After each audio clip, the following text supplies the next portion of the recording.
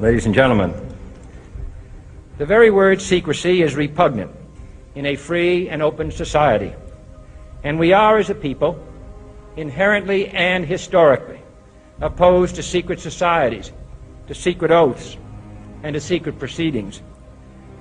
We decided long ago that the dangers of excessive and unwarranted concealment of pertinent facts far outweighed the dangers which are cited to justify it.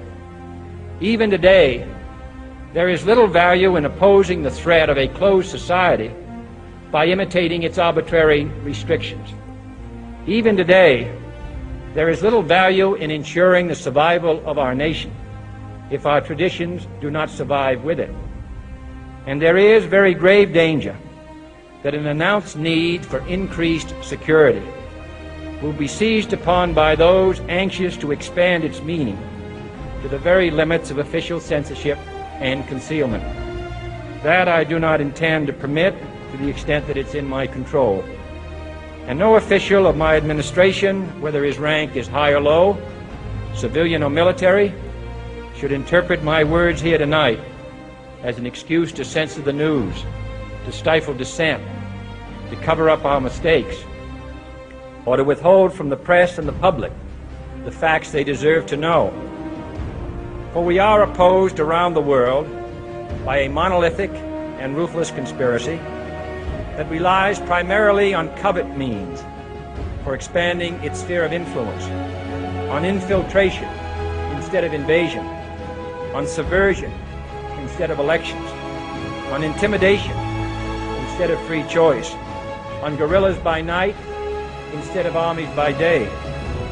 It is a system which has conscripted vast human and material resources into the building of a tightly knit, highly efficient machine that combines military, diplomatic, intelligence, economic, scientific, and political operations.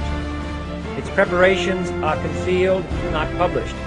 Its mistakes are buried, not headlined. Its dissenters are silenced, not praised. No expenditure is questioned, no rumor is printed, no secret is revealed.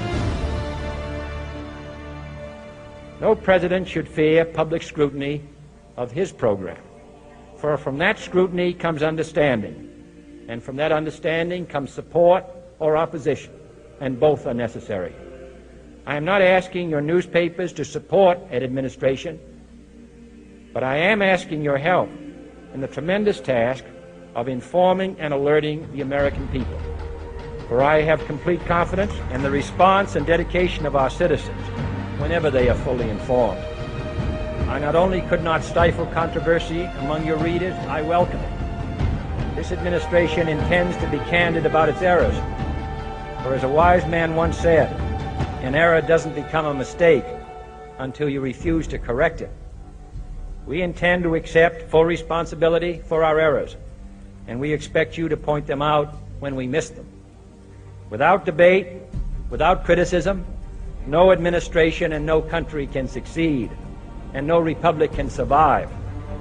That is why the Athenian lawmaker Solon decreed it a crime for any citizen to shrink from controversy.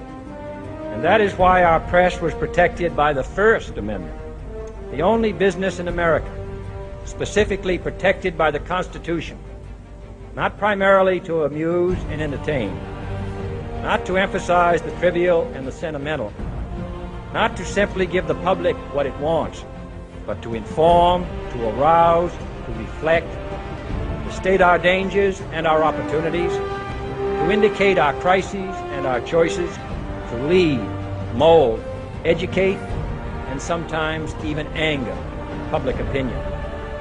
So it is to the printing press, to the recorder of man's deeds, the keeper of his conscience, the courier of his news, that we look for strength and assistance, confident that with your help, man will be what he was born to be, free and independent.